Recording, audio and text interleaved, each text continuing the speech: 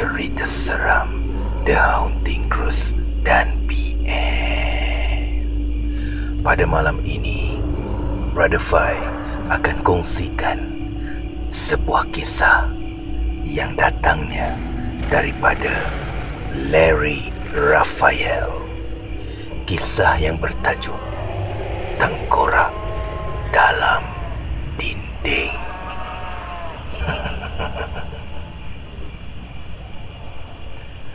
Hai, ketemu kembali dalam cerita yang seterusnya. Kali ini saya mau berkongsi sebuah kisah seram lagi. Kisah ini saya dapat dari seorang sahabat berbangsa Cina. Dan kisah ini mengenai sebuah rumah sewa berhantu. Cerita ini saya dapat daripada angkol penjual keranda di Keningau. Dalam siri yang lepas, saya ada berkongsi cerita mengenai dalam pengalaman saya berkenaan kisah membawa jenazah balik dari kota Kinabalu ke Keningau. Kisah ini juga dikisahkan oleh angkol daripada sahabatnya Cina yang tinggal di Penang. Biar saya namakan sahabat angkol itu sebagai Wong. Bukan nama sebenar. Saya ada banyak teman dan sahabat saya merentasi sempadan kulit, bangsa, ras dan agama. Pergaulan yang luas ini membuat kepada banyak pengetahuan baru daripada pengalaman bersama mereka. Mari teruskan kepada kisah Wong yang diceritakan oleh angkol penjual keranda, yang anaknya adalah sahabat sekolah saya.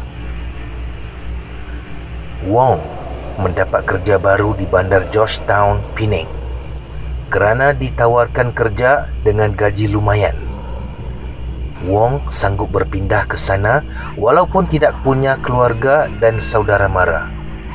Sebelum pindah, Wong meminta sahabatnya mencarikan dia rumah sewa kerana dia perlu memindahkan barang-barang yang ke rumah baru. Tetapi dia mohon agar jangan rumah itu terlalu mahal. Kalau boleh, biarlah murah. Kawannya bersetuju membantu Wong dan Wong datang berpindah ke sana pada hari Sabtu dengan kenderaan sederhana berjenama Proton. Rumah sewa Wong didepositkan dengan harga murah senilai RM200 dan sewa bulanannya juga RM150 saja. Murah bukan? Wong tidak banyak soal tentang sewa dan langsung masuk tinggal ke dalam rumah baru itu. Sahabatnya telah membantu Wong mencuci rumah sehari sebelum Wong tiba. Rumah tu sederhana besar, memiliki 3 bilik dan 1 master room. Dan Wong amat berterima kasih kepada sahabatnya kerana membantu dia mendapatkan rumah sewa murah tersebut. Rumah ini berada dalam taman perumahan. Agak terpencil sedikit dan rumah ini agak jauh masuk ke dalam. Wong mendapati dia tidak memiliki jiran. Jiran terdekatnya adalah selangkau 5 buah rumah lagi. Berarti 5 buah rumah tadi juga sudah ditinggalkan atau penghuninya berhijrah ke Kuala Lumpur mencari kehidupan yang lebih baik. Di hadapan rumah Wong juga demikian, tidak ada penghuni. Tetapi pagar rumah mereka dikunci rapi dan kereta mereka masih parking di dalam halaman rumah ditutup kanvas tebal. Wong berfikir, alangkah bahagianya dia berada di sini. Rumah sewa sudahlah murah, kemudian amat selesa dan tenteram. Seharian Wong membersihkan rumah, memangkas semak belukar di belakang rumah, mencuci parit dan memasang cadar, membersihkan dapur dan bilik tidur. Rumah kembali terang dan bercahaya. Betapa bahagia hatinya dan tertidur kepenatan di sofa rumah. Tiba-tiba Wong terbangun kerana pipinya disentuh oleh tangan halus sejuk. Ia terkejut dan dan langsung berdiri. Tetapi tidak ada orang. "Hai, siapakah itu?" Dia langsung bangun, kunci pagar luar rumah dan memasang lampu kerana hari sudah senja. Seharian dia mengemas rumah. Tentu rasa letihnya luar biasa kan? Dia masak, makan dan kemudian mandi. Ketika dia mandi, tiba-tiba dia terdengar pintu diketuk oleh orang. Mulanya dia tidak hiraukan. Lama-kelamaan ia bergegas keluar ke pintu utama rumah. "Hai, siapa?" kata Wong. "Hello, apa kabar? Saya makcik jiran hujung rumah. Saya dengar ada orang baru masuk menyewa. Saya bawakan sedikit juadah," kata seorang nenek tua bersama cucu laki-lakinya. Mereka datang membawa makanan dalam bekas plastik. "Ayo, nenek, menyusahkan saja. Apapun terima kasih ya. Saya juga sudah makan tadi. Masuklah." "Tidak apalah nak. Nenek mau balik sudah. Mau keluar. Nanti makan ya. Rumah nenek di sana. Nenek pemegang amanah rumah ini. Nanti perlu apa-apa bagi tahu saja ya. Jangan malu-malu tahu." Wong mengucapkan terima kasih dan memerhati nenek tadi berlalu pergi bersama cucunya. Dia masuk, mengambil nasi dan makan lagi. Setelah selesai, dia masuk ke bilik, menukar pakaian dan tidur. Malam itu tidak ada apa-apa yang terjadi. 2 minggu berlalu sejak Wong menetap di rumah sewa barunya yang murah dan tempat kerja yang selesa serta tidak jauh dari tempat kerja. Wong sangat suka akan persekitaran barunya. Pada satu malam, Wong tertidur. Tiba-tiba dia terbangun kerana mendengar suara orang bertengkar di ruang tamu. Sejak bila ada orang di rumahnya? Perlahan-lahan Wong berjalan keluar memerhati. Suara bertengkar itu senyap. Apabila Wong menyelak pintu biliknya, Wong terkejut melihat seorang wanita terlantar di atas lantai ruang tamu dengan pisau terbenam di perutnya. Wong menjerit dan terbangun. Rupa-rupanya dia bermimpi. Namun disinilah permulaan kepada kisah-kisah seram seterusnya.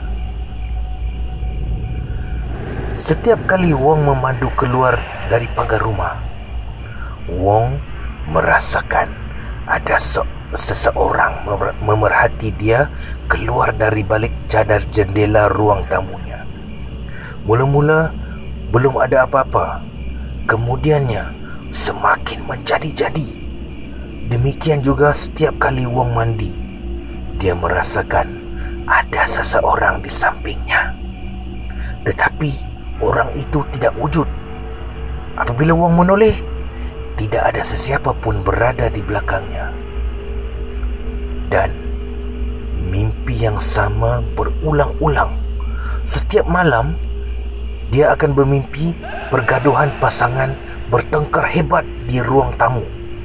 Apabila dia menyelak, tidak ada sesiapa yang bergaduh kecuali seorang wanita yang terlantar dengan tusukan pisau di tubuh badannya. Mimpi yang sama berulang-ulang. Wong sudah mula sangsi. Macam ada yang tidak kena dengan rumah ini. Masih ada orang lain bersama dia. Sudahlah dia tinggal seorang diri di dalam rumah. Perasaan itu muncul setiap kali berada di rumah sewanya. Satu hari, sahabatnya datang bertandang dan tidur di rumah menemaninya.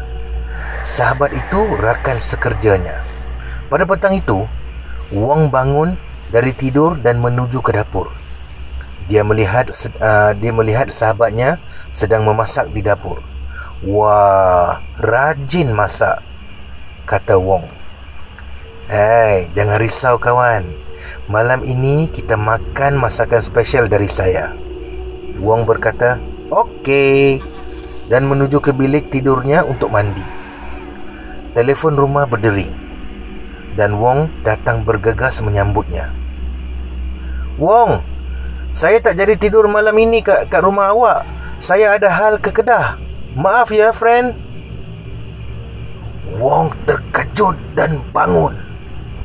Telefon terlepas dari tangannya dan dia menuju ke dapur. Dia masih melihat sahabatnya sedang memasak. Rasa peliknya bertambah. Masakan baru sebentar tadi dia berbual dalam telefon kepada sahabatnya itu. Tapi sahabatnya ada di ruang tamu sekarang. Wong tahu sahabatnya tidak jadi datang. Tetapi sahabatnya itu berada di dalam rumahnya. Rasa ketakutan naik di seluruh tubuh badannya. Tiba-tiba sahabatnya berpaling dan Wong terkejut melihat dia berlumuran darah dan Wong jatuh pingsan. Ketika sadar, Wong sudah berada di atas sofa ruang tamunya dan kelihatan seorang wanita sebaya pertengahan umur merawatnya. "Kamu sudah sedar? Baguslah." Dia tersenyum. Wong kehairanan. Bagaimana wanita itu berada di rumahnya? Wanita itu memperkenalkan dirinya sebagai Mei Ling, dan dia adalah jiran di hadapan rumah. Dia baru balik dari Kuala Lumpur dan terlihat lampu berpasang dan kemudiannya nampak Wong jatuh pingsan di ruang tamu. Mei Ling berkata, "Saya masuk ke sini bila tahu pagar rumah kamu tidak berkunci."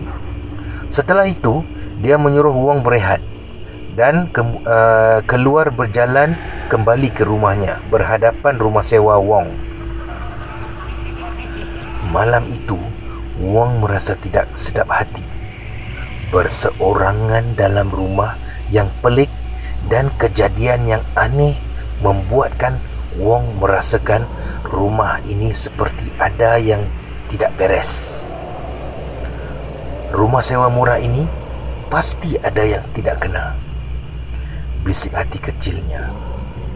Malam itu, dia cuba memejamkan mata, tetapi tidak boleh. Perasaannya bergaur-gaur dengan kebimbangan dan resah.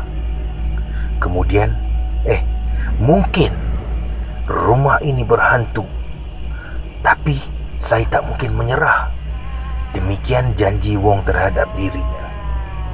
Hari demi hari berlalu dan Wong menerima gangguan yang sama berulang-ulang. Gangguan itu pelbagai.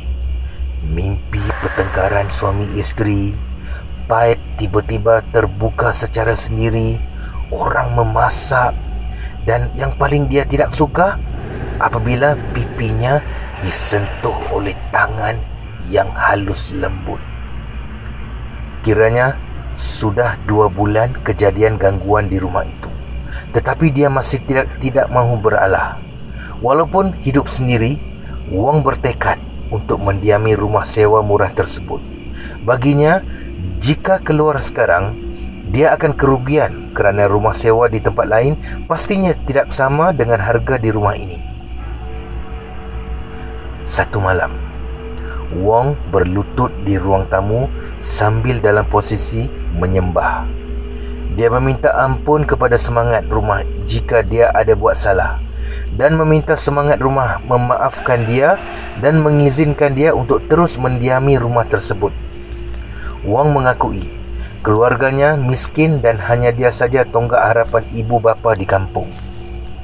Jika ada semangat jahat mahu merosakkan dia mohon agar janganlah dilakukan sedemikian terhadapnya, kerana Wong merupakan harapan orang tuanya untuk membantu persekolahan adik-adiknya yang ramai dan masih kecil. Wong datang dari keluarga miskin. Malam itu, Wong tidak dapat tidur. Tiba-tiba dia melihat bayang-bayang perempuan di ruang tamu rumahnya. melalui jelahan pintu bilik yang sengaja tidak ditutup rapat. Wong maju mengintai dan melihat wanita itu berdiri tepat di atas ruang tamu rumah sambil membelakanginya.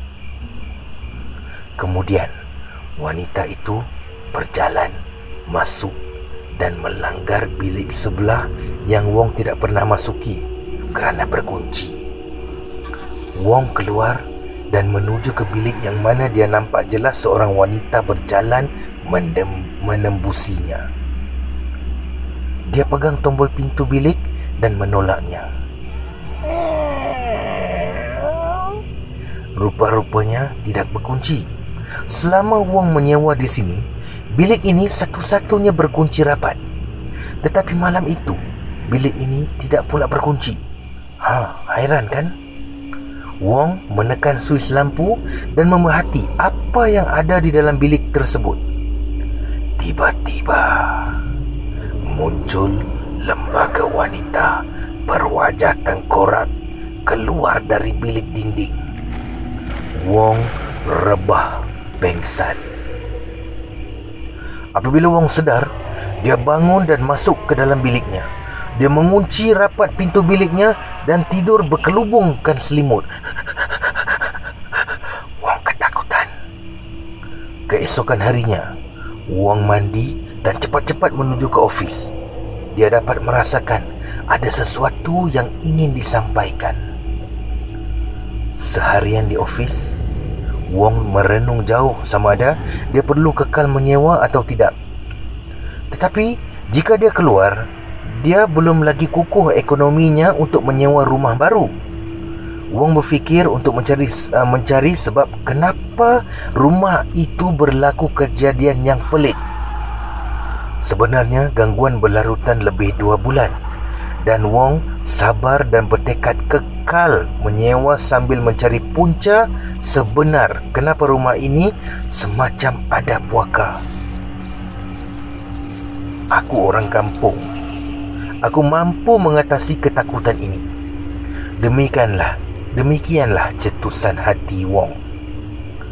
Malam itu, Wong bertekad untuk berhadapan dengan lembaga menakutkan itu. Wong berlutut sembah gaya Taoisme dan berkata, janganlah dia diganggu. Mintalah apa saja asal bukan nyawa. Jika ada memerlukan pertolongan, dia sanggup membantu. Malam itu, Wong bermimpi. Dia melihat seorang wanita menunjuk dinding pada bilik yang berkunci. Dan wanita itu teresak-esak menangis.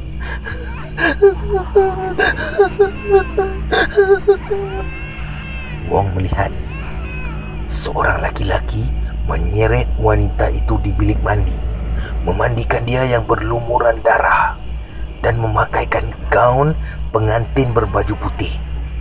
Kemudian laki-laki tersebut mengangkat wanita itu dan mengikatnya pada dinding bilik sebelum menyusun bata dan simen. Wong bangun dari tidurnya dan mula merasa berani dan tidak was-was lagi. Dalam gangguan sebelum ini, wanita itu selalu saja masuk ke dalam dinding bilik kecil di sebelah biliknya. Kali ini dia bertekad menyelongkar misteri di balik dinding bilik kecil tersebut. Dia keluar dan masuk ke stok kecil yang berada di belakang rumahnya. Di sana dia menemukan penukul batu berat. Dia membawanya ke bilik kecil, menghayunnya dengan sekuat hati pada dinding bilik dan dinding bilik itu pecah. Berkali-kali dihentamnya dinding bilik sampai berlubang dan tiba-tiba berhamburan tengkorak keluar dari bilik dinding tersebut.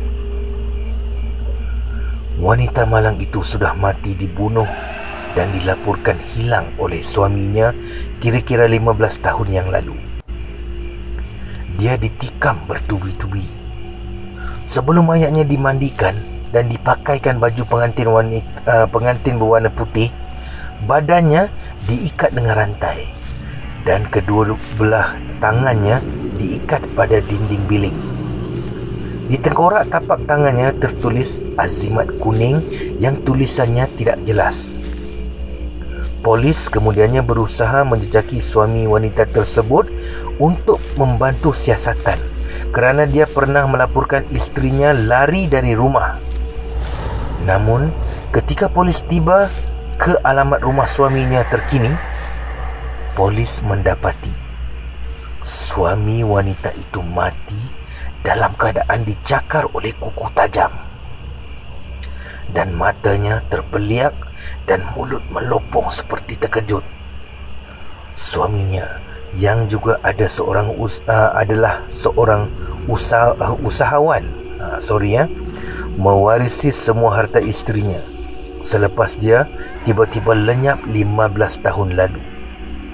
Dia berkahwin dengan perempuan Batam dan menetap di Johor. Kematian laki-laki itu menjadi misteri kerana selang seminggu selepas penemuan tengkorak isterinya yang dilaporkan hilang, polis berjaya menjejaki alamat suami wanita malang tersebut. Mereka menemukan dia mati mengejut di kediamannya seperti dicakar oleh kuku harimau. Angkol penjual keranda menamatkan perkongsiannya dengan mengatakan yang rumah itu berhantu kerana si suami menyembunyikan mayat isterinya yang dibunuh pada dinding bilik kecil. Dia berjaya meyakinkan pada polis akan lakonannya yang isteri dia lari dari rumah. Sudah 15 tahun berlalu. Si laki-laki tersebut menjadi kaya raya kerana mewarisi wang peninggalan isterinya yang banyak di dalam simpanan bank. Satu persoalan. Siapakah Mei Ling? Mei Ling itu tidak wujud sebenarnya. Sebenarnya Mei Ling itu adalah nama wanita malang yang dibunuh oleh si suami yang tamak kekayaan dan merampas semua kekayaan Mei Ling. Rumah itu sudah banyak bertukar penyewanya. Namun paling lama bertahan adalah Wong. Sebulan kemudian berlalu. Pada satu malam, Wong tidur nyenyak di rumah sewa barunya. Ketika tidur, dia bermimpi didatangi roh Mei Ling yang tersenyum manis memandangnya. Mei Ling sudah bebas ke mana saja. Jiwa karmanya sudah bebas dan terbang dalam kelahiran baru.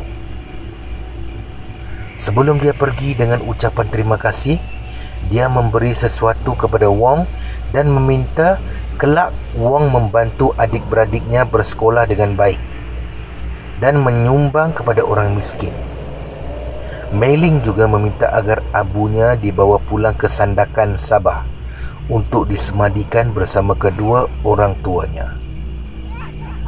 Angkol mengakhiri ceritanya kesudahan akan Wong. Seminggu kemudian, selepas bermimpi roh Mei Ling, Wong berubah dari kerani menjadi jutawan segera. Dia memenangi jackpot bertuah sebanyak RM12 juta cash. Kerana nombor tuah yang Mei Ling berikan kepada Wong sangkut di tempat pertama. Itulah ceritanya. Kisah ini berdasarkan penceritaan asal daripada Angkol penjual keranda, based on true story. Selamat malam. Terima kasih. Jumpa lagi esok malam. Bye-bye.